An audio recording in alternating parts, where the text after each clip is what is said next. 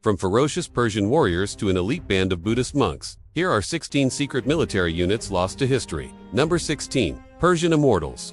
The Achaemenid Empire was the first Persian empire and one of the largest the world had ever seen. It stretched from Central Asia to the Middle East and North Africa, incorporating many different cultures and peoples into its domain.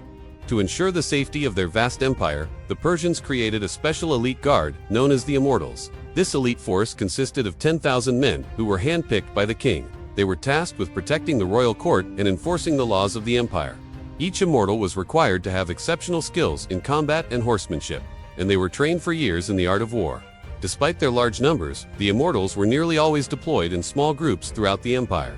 They would protect important trade routes, deal with rebellions, and put down any who would threaten the Achaemenid dynasty. Even more impressive is that no matter how many immortals were lost in battle, the unit could be repaired back to its full strength of 10,000 thanks to the money and resources of the Achaemenid treasury.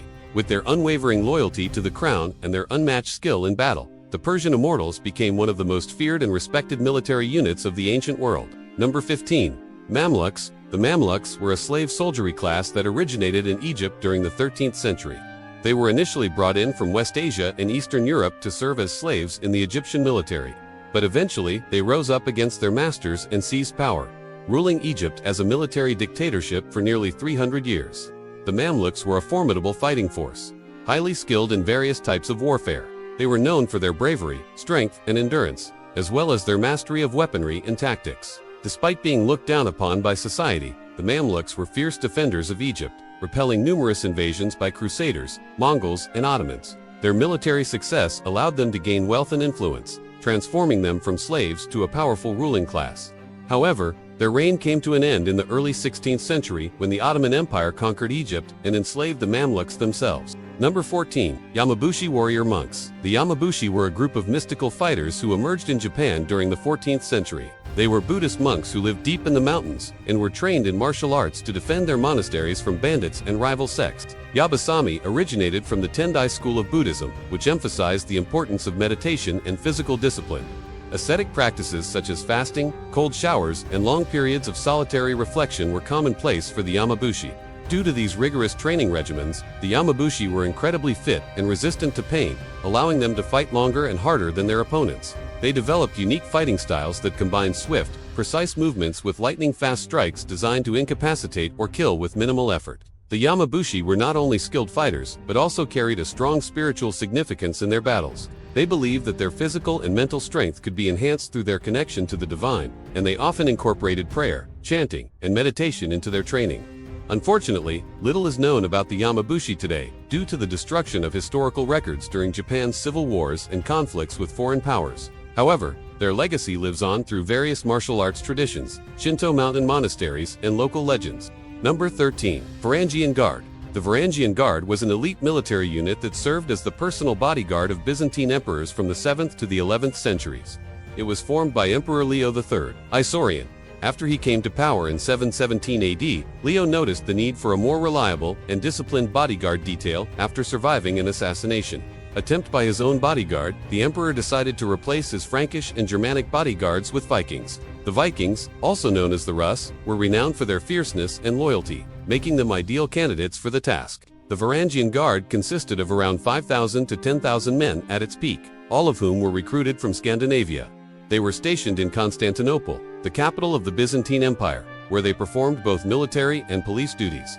Their presence helped to ensure the safety of the emperor and the stability of the empire. After the fall of Constantinople in 1453, the Varangian Guard continued to serve the last Byzantine emperor, Constantine Once until his death. Number 12. Janissaries. The Janissaries. The Janissaries were an elite infantry corps of the Ottoman army from the 14th to 19th centuries. Originally, they were formed in 1364 by Sultan Murad I, who wanted to create a standing army loyal only to him rather than relying on the Ottoman feudal lords to provide troops when needed. The Ottoman Sultanate at the time was expanding rapidly and needed a well-disciplined and efficient military force to maintain control over its vast territories. To achieve this goal, Murad I implemented a system for taking young Christian boys from conquered territories, converting them to Islam, and training them to become soldiers.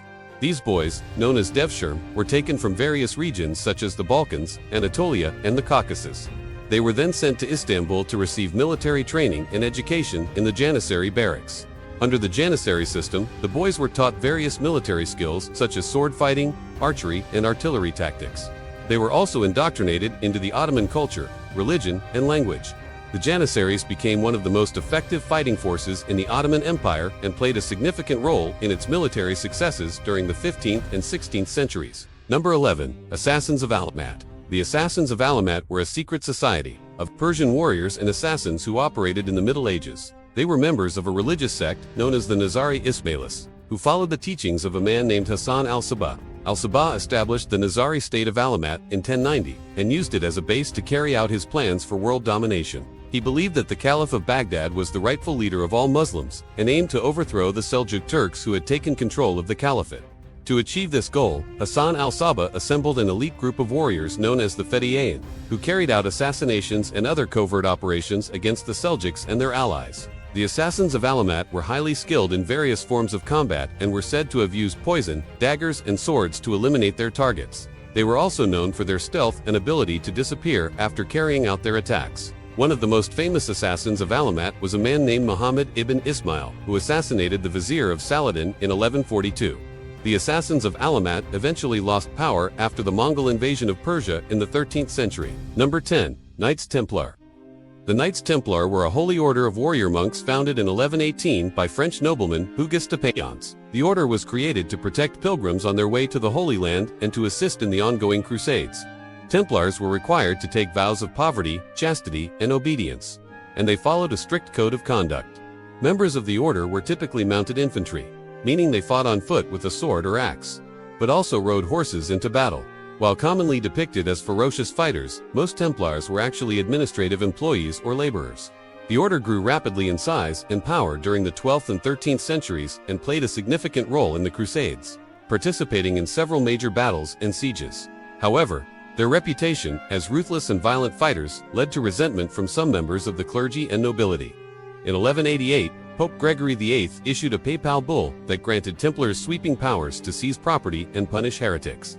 This move further increased tensions between the order and the rest of society. Eventually, the order was dissolved in 1818 following the French Revolution. Number 9. Shinobi Early Ninjas. The shinobi were a group of covert agents and mercenaries who operated in feudal Japan from the 14th to 17th centuries. They were employed by feudal lords known as daimyo to gather intelligence, sabotage enemy forces, and carry out covert missions. The word shinobi means those who hide their appearance, referring to their ability to infiltrate enemy territory undetected. They were typically trained in various forms of martial arts, including sword fighting, archery, and hand-to-hand combat. Shinobi also developed unique fighting styles that emphasized stealth, speed, and deception. These techniques included sneaking, climbing, and escaping through secret passages, as well as using disguises and aliases to infiltrate enemy camps. During the Sengoku period, which lasted from 1467 to 1600, the shinobi played a crucial role in military conflicts between rival daimyo. They would spy on enemy forces, gather intelligence, and carry out sabotage missions to weaken their opponents. The most famous ninja clan is said to be the IGA clan, which originated in the IGA region of Japan. Despite their contributions to military affairs, the shinobi remained a secretive and marginalized group within Japanese society. Their activities were often shrouded in secrecy, and they were sometimes viewed with suspicion and fear by the general public. Number 8. Cataphracts. Cataphracts were heavily armored cavalry soldiers who fought on horseback wearing protective clothing and helmets. They originated in Central Asia and were widely used by various militaries, including the Parthians, Romans, Goths, and Huns. Cataphracts were typically equipped with lances, swords, and shields, allowing them to engage in both offensive and defensive maneuvers while mounted. The term cataphract comes from the Greek word kataphrax, which means covered with armor. These soldiers wore thick leather or metal armor that covered their entire body, including their horse. The armor was designed to protect them from arrows, swords, and other weapons commonly used in battle. Cataphracts were often employed as shock troops, playing a crucial role in the outcome of battles.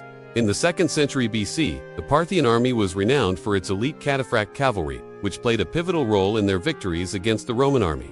These Parthian cataphracts were instrumental in defeating Crassus and his legions at Carrhae, showcasing the effectiveness of cavalry in open warfare. Number 7. Sicarii Zealots. The Sicarii were a group of ancient Jewish rebels who fought against the Roman Empire in the 1st century AD. They were part of a larger group known as the secrecy zealots, who employed guerrilla tactics and acts of terrorism to resist Roman rule in Judea. The name secrecy comes from the Latin word sequitus, meaning dagger, as they preferred to use daggers as their primary weapon in their attacks. Secrecy operated in small groups or individually, targeting Roman officials, soldiers, and civilians. They were known for their ruthlessness and willingness to sacrifice themselves in order to achieve their goals. The secrecy played a significant role in the Great Revolt against Rome, which lasted from 66 to 73 CE. Although ultimately unsuccessful in their goal of expelling the Romans from Judea, the secrecy demonstrated remarkable courage and determination in the face of overwhelming odds. Their tactics of hit-and-run attacks, coupled with their willingness to use any means necessary to achieve their objectives, made them a formidable opponent for the Roman army. Number 6. Order of the Dragon. The Order of the Dragon was a chivalric order of the Kingdom of Hungary, founded in 1285 by King Ladislas IV. Its original purpose was to defend the borders of Hungary against external threats. The order's members were typically noblemen and knights, who took vows of poverty, chastity, and obedience. They were expected to live according to high moral standards and to defend the weak and innocent. The dragon symbolized courage, strength, and independence, reflecting the values of the order. The order's emblem was a red dragon on a white shield. Over the years, the Order of the Dragon's responsibilities expanded beyond border defense to include participation in the Crusades and other holy wars. They fought against the Ottoman Turks, who were seen as a threat to Christianity in the Middle East. Despite facing numerous challenges and setbacks, the Order of the Dragon remained a symbol of courage and resistance against tyranny. The order was dissolved in 1792 during the reign of King Joseph II. Number 5. Sacred Band of Thebes. The Sacred Band of Thebes was an elite military unit of 150 couples of male lovers, who fought together in the ancient Theban army during the 4th century BCE. They were known for their bravery, skill, and unwavering commitment to each other and to the city of Thebes. The Sacred Band was formed by the Theban general Epaminondas in 371 BCE.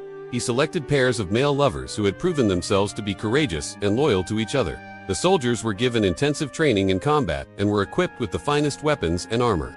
The bond between the lovers gave the Sacred Band a unique advantage in battle. They fought with intense determination and tenacity, knowing that if one of them fell, the other would be there to avenge them. The Sacred Band played a crucial role in several important battles, including the Battle of Leuctra in 371 BCE, where they defeated the Spartan army. Despite their many victories, the Sacred Band was eventually disbanded after Epaminondas' death in 362 BCE. The unit was seen as a threat by other Greek city-states, and Thebes was also reluctant to pay for their upkeep during hard times. Number 4. Tiger Warriors of Burma. The Tiger Warriors were an elite group of royal guards in Burma during the 19th century. They were known for their fierce loyalty to the king and their exceptional skills in martial arts and combat. The Tiger Warriors were trained from a young age in the arts of swordsmanship, spearfighting, and unarmed combat. They were also taught to fight while wearing heavy armor and to use a variety of weapons, including swords, shields, and spears. The Tiger Warriors were organized into a military force known as the Mushui Dao, which consisted of several battalions. They were responsible for protecting the king and his court, as well as suppressing rebellions and maintaining order in the kingdom. The Tiger Warriors were also involved in military campaigns, leading and fighting alongside regular troops in battles against neighboring kingdoms and foreign invaders. Despite their military prowess, the Tiger Warriors were eventually disbanded in the early 20th century following the British conquest of Burma. Number 3. Kaisig. The Kaisig were an elite imperial guard that served under the Mongol emperors of the Yuan dynasty in the 13th and 14th centuries. They were personally loyal to the emperor and were tasked with protecting him and his family, as well as maintaining order in the capital city. The Kaisig were typically recruited from among the Mongol nobility and were trained from a young age in martial arts and horsemanship. They were known for their skill in archery and were often employed as mounted infantry. The Kaisig played an important role in the Mongol Empire, helping to maintain stability and control over vast territories. However, as the Yuan dynasty declined in the 14th century, so did the power of the Kaisig. Eventually, they were replaced by a new elite guard force, the Yonghua. Number 2. Samnite Gladiators. The Samnites were an ancient people who lived in central and southern Italy during the 4th to 2nd centuries BCE. They were known for their fierce resistance to the expanding Roman Republic, which ultimately resulted in 3 Samnite wars. When the Romans finally conquered the Samnites, many of the defeated warriors were sold into slavery. Some of them ended up as gladiators in the Roman arena. Samnite gladiators were typically equipped with a sword and shield and fought against other gladiators or wild animals. They were admired for their strength, endurance, and ferocity in battle. Despite their reputation as fearsome warriors, the Samnite gladiators were ultimately victims of the Roman conquest of Italy. Their culture and way of life were destroyed, and they were reduced to fighting for the amusement of the Roman crowds. And finally, number 1. Swiss Guard. The Swiss Guard is an elite military unit that serves as the bodyguard of the Pope and the protector of the Vatican City State. But did you know that its origins can be traced back to the 16th century? In 1505, Swiss mercenaries were hired by Pope Julius II to guard him and the Vatican. This marked the beginning of the Swiss Guard, although it wasn't officially established until 1586 by Pope Sixtus V. Initially, the Guard consisted of 135 Swiss soldiers who were tasked with protecting the Pope and maintaining order in Vatican City. Since then, the Swiss Guard has undergone several changes and reforms, but its core mission has remained the same. Today, the Swiss Guard is one of the smallest and most elite military units in the world. Only Swiss men between the ages of 19 and 30 who are unmarried and have completed 2 years of military service are eligible to join. History remembers the victors, but it often forgets those who fought in the shadows. Which of these vanished warriors fascinated you the most? Tell us in the comments. And if you enjoyed this journey through time, make sure to like, subscribe, and ring the bell, so you never miss another hidden chapter of history.